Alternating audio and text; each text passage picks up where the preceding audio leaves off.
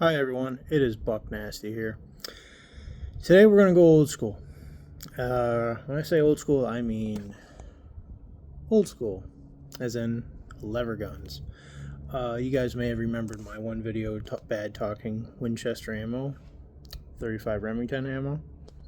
Well, a Marlin 35 Remington. And this is one of the original Marlins. 1963, I think I was told, or 64. Belonged to a friend of mine, and he put maybe half a box of rounds through it. And when I got it, it had the old, it had some old Redfield on it, which was blurry as hell. So I topped it off with a Leupold 2-7 Freedom. That's all you need for this kind of gun. Woods gun, 100 yards, 150 yards. So yeah, it's a classic. It's a beaut. It's old. It's getting funny with the ammo, unfortunately. And I don't know. Hasn't liked any of the Remingtons, the Federals, Hornaday. Didn't like any of that.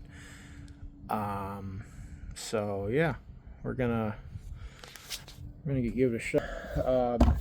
I put them 10 good rounds that I got here to use.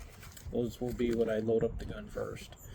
Winchester PowerPoint, 200 grain bullet. Of course, the wind's picking up.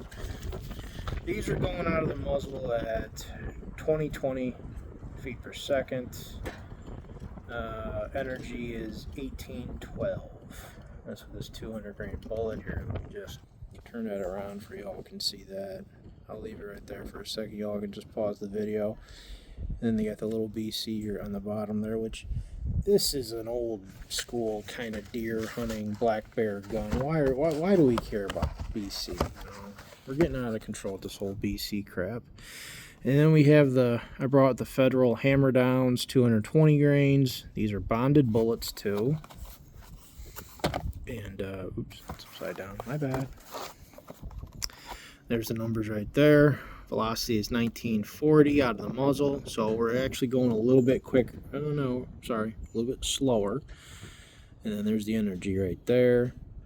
But yeah, that is a bonded bullet. So give this a shot. Winchester's up to bat first, so we'll see how they go. And yeah, so take some shots. So I had a Marlin, a 4570 Marlin. It was actually a Remmar. You don't know what those are, the Remmars. And that thing used to cut my finger every time I'd load it. It was sharp. There was, the machining was junk when it came to those old Remmars. I knew a guy, a friend of my father's, he sent his 3030 back probably 5 or 6 times. Still never got it right.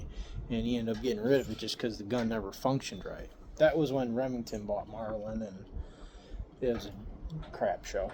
And now Ruger's making these bad boys. Oops. Wind's getting bad, folks. Figures. So Ruger's now making these bad boys, and every single one I pick up, they are just smooth as butter, awesome rifles. I haven't gotten to shoot one yet, but when I pick them up, they're nice. And they're selling like hotcakes. Every time I see one in the gun store, they're already spoken for. They're heading out the door. And the quality is, from what I've read and seen, it's amazing. I'm sure you guys see it too. So, okay. Winchester rounds are loaded up. We're going to do a few shots. See how accurate they are. Alright, here we go. Winchester PowerPoint, 200 grain bullet. There we go. Sorry. There we go.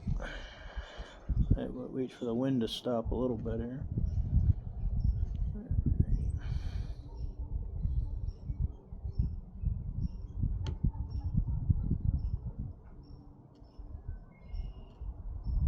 Okay, shot a little low. That's okay. We're just shooting for group. We're not shooting for bullseyes.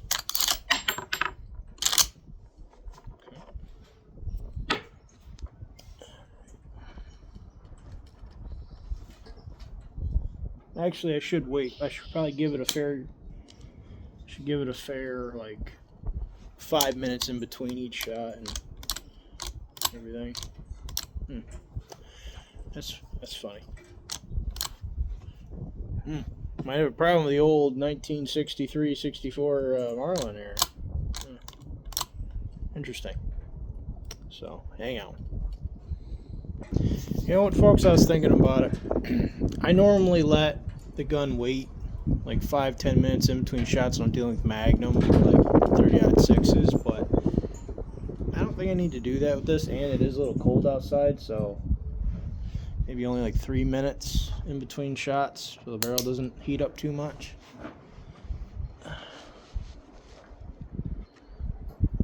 Let's see. And there's the wind.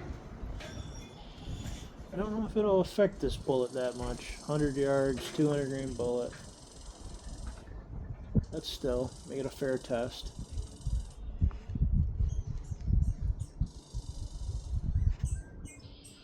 Holy shnikes, that sucker dropped another inch down. Good God.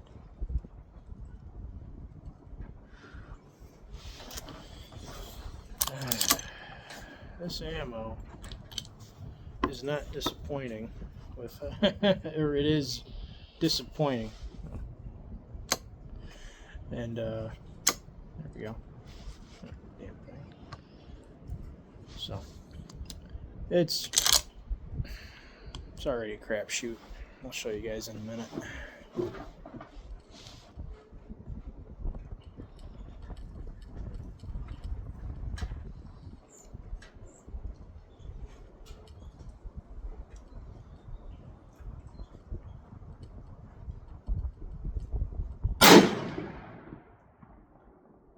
There's my 3 rounds. Flag the gun.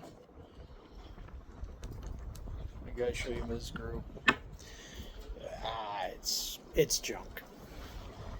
Hang on, give me a sec, guys. So what's the weather like where everybody else is?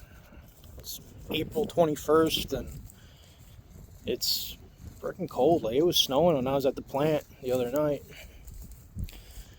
And yeah, it's been a wet, nasty spring, man. I'm ready. I'm ready for not to have rain, at least. You know, I don't know if it stays cold, but I'd be happy just not to have the frickin' rain. That's all. So, I tell you what, guys, I'm getting to be on a big bore kick again. Like, I started looking at, I don't even know why I'm looking at them. 458 Winchesters, 416s, and I'm like, I don't need this stuff. But, you know, it's interesting, so I like it.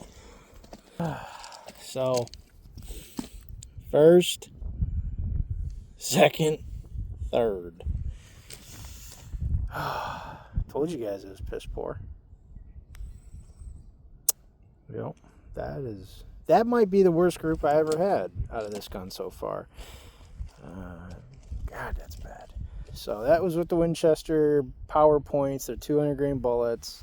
That's the only loading from Winchester for 35 Remington. So on to the next one. So, what's everybody's favorite lever gun or favorite lever gun cartridge? I've shot a few, and I've had the 4570. That was a beast. I was talking to a gunsmith the one day about maybe getting like a 50 Alaskan made, and it's like, God, ammunition would be so hard to get, or you gotta hand load it. And I seen a 348 Winchester, and that's another one. Ammo would be a pain to get. Then there's the 375 Winchester, which what the heck's the guy's name? Hootie Hoo got one, and he's learning that it's a real pain in the butt to get ammunition for that thing. 375 Winchester. If you I'm trying to remember this correctly, if you have a 375 Winchester, you can load 3855 Winchester into the gun, and it'll work and function. The only hunting ammo is Buffalo Bore makes a hunting round. I think it's a 255 grain hunting round for the 3855, and then they also make 375 Winchester too, and it's hunting ammo. You know, there might be HSM might make cowboy action load too, because Henry was loading 3855 too, or they were loading. I'm sorry, making rifles in 3855 Winchester, and it's an odd round. It'd be a great deer and black bear cartridge, you know, but it's an odd one. Okay, federal time. All right, so we got the 220 grainers hammer downs from Federal now. Look at that bullet. That's a heck of a bullet. So I've shot every factory ammo that you can get for these things. There's only 2 left that I haven't tried. One is, well, Buffalo Bore. Buffalo Bore makes 2 loadings for this. One's a 220 grain, the other one's a 230 grain. And I think the 220 grains, is it a bonded? I can't remember if it's a bonded bullet or if it's just a regular cup and core bullet. And then they make a 230 grain hard cast, which they say that that's the round if you want to take it moose hunting or hunt something bigger than black bear. And so I read a review, a guy shot the 220 grain bullet. I think he said he got an inch, maybe an inch and a half group at 100 yards, but he said for what he's doing hunting over bait black bears in Canada, I think it was, you know, that's all you need. So here we go.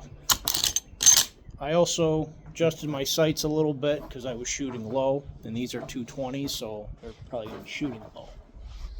But there we go. Federal hammer down.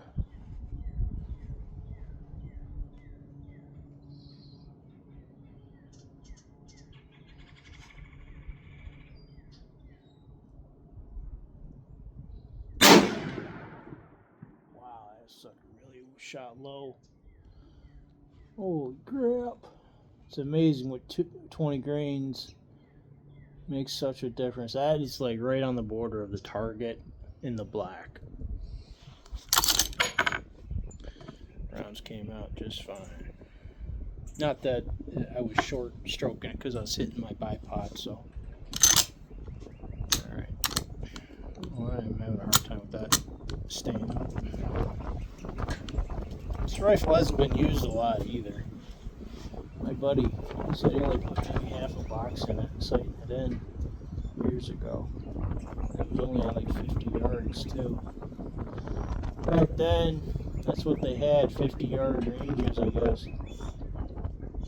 Waiting on that wind to stop.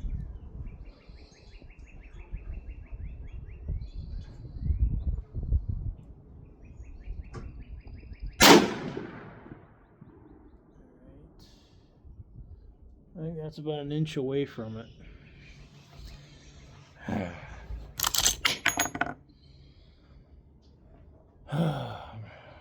I really thought these were going to be my golden goose. I really did. It's already an inch off.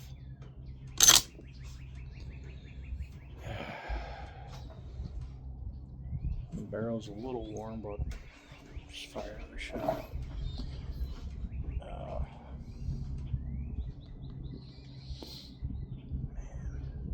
I'm going to have to do a whole video on everything I've shot through this gun. if you got an old 35 Remington, let me know what it shoots, because I'm curious. Especially a Marlin. There's only so many rifles chambered in 35 Remington, too.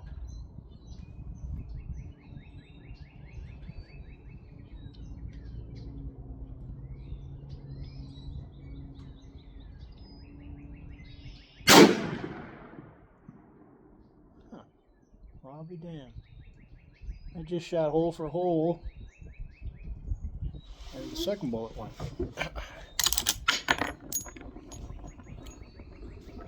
Interesting. You know what? I'm going to give it a couple minutes. I'm going to fire a fourth round of the Federal. Maybe I pulled my first shot. We're going to find. Going to find out. I'm going to shoot 4 rounds out of this, and because my third shot I just shot hole for hole. So yeah, I'm going to take another shot. I'm going to let the barrel cool for like 3 minutes and take another shot. But 35 Remington, great cartridge. There's only been a handful of rifles chambered in these cartridges. I almost bought a Remington 141, I think it's called, or 14. I think it was a Model 14, and then they had the Model 141, I think. It seems to ring a bell. It was a pump action, the barrel that you would load it, you almost load it like a shotgun, and push them up into the barrel underneath, your rifle barrel, and it'd be like where your tube was, and had like fluting pressed into it, and that would be for pointy bullets, because back in the day Remington made 150 grain pointed bullet, would be PSP, pointed soft point, and then they also made the round nose. Those were the 200 grains. So they had a spiraling. So the point of the spiraling is that the bolts would kind of like sit off center, inside the tube. But yeah, really interesting gun. They used to put a piece of, take a piece of the brass, whatever it was chambered in, and stick it in the side of the gun. That's kind of cool. I wish some rifles would do that. That'd be kind of like a cool little thing. Like, you just want to know what caliber it is. Just look on the side. Be like, oh yeah, that's 35 Remington, or 45-70, 30-06. That'd be, I don't know. I think that's cool. So yeah, that was the Model 14. It was originally for the Model 8. Remington Autoloader Model 8. Then they had the Model 81 Woodsmaster. John Browning designed it. Remington got it, made it. And it's weird to watch how it works, because it's like a barrel in a sleeve, and when you shoot it, the barrel moves back and works the action. It's interesting to see. If you've never seen one, look it up. It's pretty cool. You see the Model 8 or 81 in a lot of the like old Remington ads from back in the day, like the UMC ammunition ads and stuff like that. Very cool rifle. Remington, this is the only one from back in the day that still is in production. They had the Remington, I think it was 25 Remington, 30 Remington, 32, 35. The 35 is the only one that's stuck around. Here's a crazy thought. I think, it was a big thing for years. It's always been a big thing. You guys probably know this. 30-30 versus 35 Remington. It's always been a big thing. I think, in my humble opinion, if Winchester, which there's no way Winchester would ever load, a competitor's cartridge back in the day in one of their rifles, but if Winchester would have loaded their 94 in 35 Remington, I think it would have taken off. The 35 Remington would definitely be more of a king of the woods, I think. Maybe I'm dead wrong. You guys, there's diehard 30-30 guys out there that are probably going to chew me out for even talking crazy talk. So, and then Remington also chambered it in their Model 760, and I think they also chambered in their Model 600. That was the one with the dog leg. You guys might know what I'm talking about, the dog leg bolt. And then a lot of, and I mean a lot of Thompson Center contenders were in 35 Remington. I've seen more 35 Remingtons in those little pistols than anything else. So, yeah. All right. I think when it's been 3 minutes, I'll fire my shot now. All right. Fourth shot. Let's see.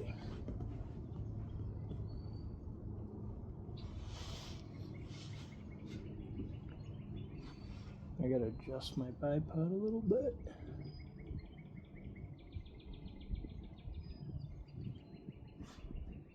There we go.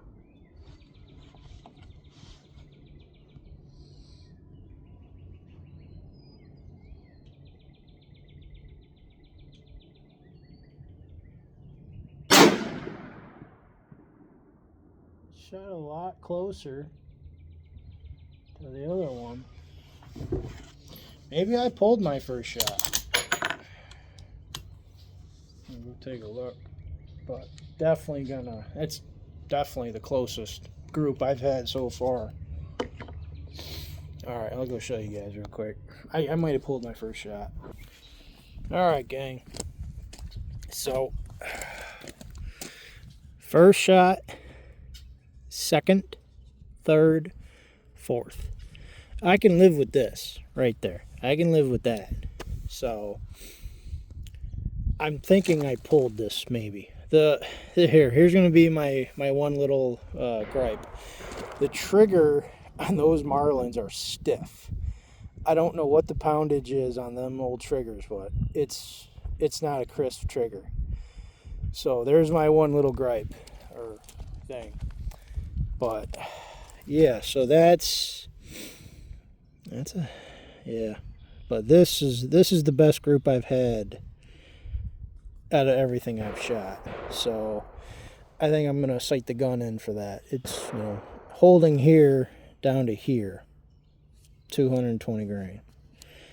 And I do want to try the buffalo bore stuff too, and that's heavy. So we might as well just make the adjustment. That's the best group I've had yet out of this gun. I'm gonna make some adjustments. Maybe I'll keep recording and show you guys. Well, I feel like this is kind of let me just wrap it up, 220 grain hammer down has shot the best out of this old 35 Marlin. Right there. That is the best group I've gotten since. I did watch a video of sir, if I get your name wrong, please forgive me. Joseph Von Benedict. He's got the Backcountry podcast, I think it is.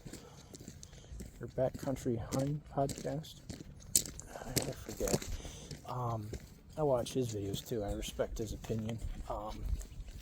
He had a 35 Remington, and I think he was only shooting at 50 or no, it might have been 75 yards. I think he was shooting at 75 yards with the pump action Remington, the Model 14 or Model 141, and his gun shot, I think the Corlock's the best, but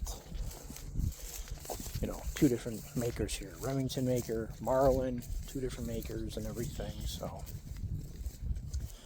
yeah, so I'm gonna sight it in for the 220s and call up gonna try to get my hands on them buffalo bores, 220 grain buffalo bores, and give them a shot. All right, folks, that's the plan. Hope you all have a good day. Take care. Remember, and I'm calling it, I think I pulled the shot, because I ain't going to BS you. If I start BSing you, then there's no point in me talking. If I lie to you, and then then what's the point of you guys trusting me? You know, I'm not going to sell you on something. If I don't believe in something, I'm not going to talk about it. I'm not going to tell you guys it works. This is the most accurate thing I have shot so far out of this old rifle. So, next time you see a box of 220 hammer downs, think of me. Give them a shot in your 35 Remington. Let me know. Okay, signing off. Take care, everyone.